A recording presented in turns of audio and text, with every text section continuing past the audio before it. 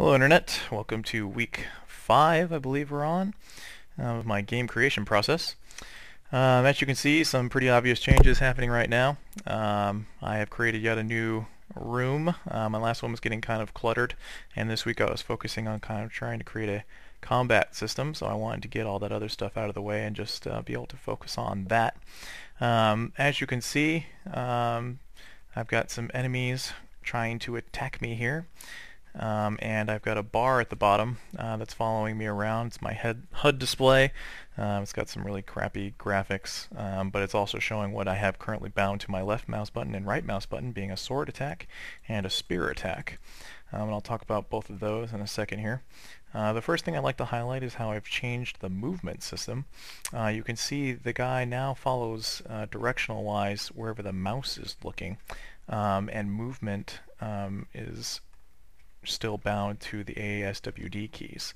But what's interesting that I put in was that the speed of movement is relative to the direction that he's looking. So if you're running straight ahead, so you have your mouse this way and you're running this way, you run much quicker than if you're running backwards. So as you can see right there.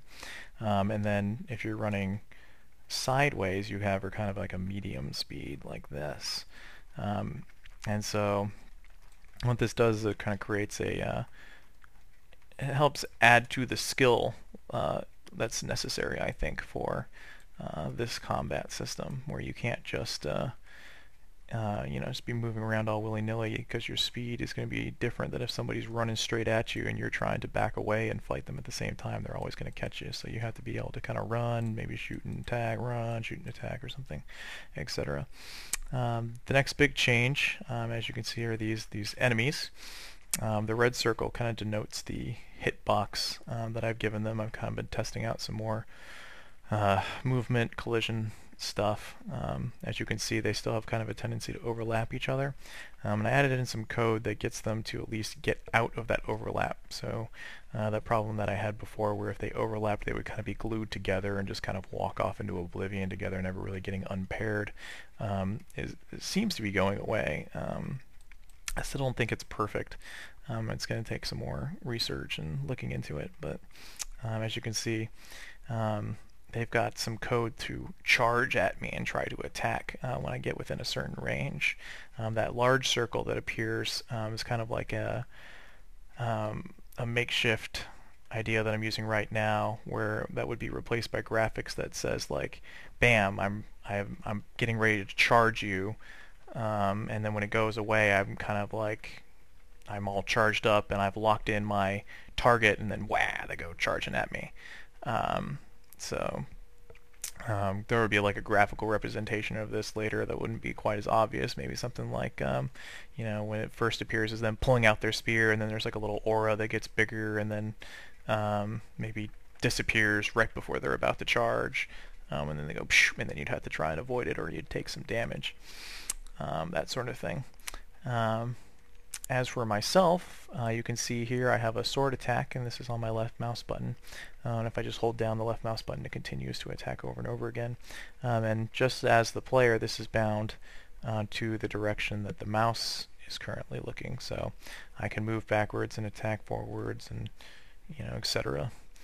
And then the other attack is the spear attack, which I think is interesting. If I hold down the button, again, the spear kind of looks towards wherever the mouse is, and so it shows you sort of where you're aiming. But you also get this little charge up bar over here. And if it's fully charged, or in the green, when you let go, your character will charge in that direction, similar to how these bad guys are currently set up. But if you don't get it into the green, you can see I'm letting go when it's still in the red there. I don't charge. The attack becomes kind of null and void. And then the distance that you charge is also based off how much you have charged up. So you can see there's a big dash and there's a little dash. And then that would probably also be like how much damage that attack would do, based off how much you charged it up beforehand. Or i.e., like how much warning you gave the enemy, if we were dealing with players, how much warning you gave them before trying to hit them with that attack, sort of thing.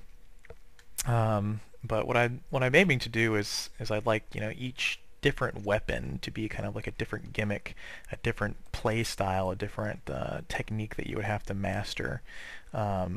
And then, each time you spawn or whenever you go back to base or something like that, you could go to like an armory and choose a different set of weapons or something like that, assuming that you've researched that or you have the resources or something like that. I'd have to, look into how I'd want that to be set up exactly in the future. But and that goes for the enemies too. I'd like each enemy to kind of have like a different way in which they try to attack the player and other NPCs. That would give the game a lot of variety, I think. So, and they could change also as you progress through the game. So, like at the beginning of the game, maybe you're just fighting, not very well equipped guys. They just kind of walk up and just kind of try and poke at you or something. But as the game progresses, you equip them with spears and then they're charging at you, or you give them bows and they're shooting at you, or you give them crossbows and they're shooting at you really fast or something. Or you give them short swords or two swords, and then they've got like a large, they do like a 360-degree attack or a, you know, um, who knows? There's pretty much unlimited possibilities for the different things that we could do for that. Especially if I put like mage type characters in there, it could have all sorts of fun with fireballs and lightning or whatever. So I think it has a lot of potential. But stay tuned.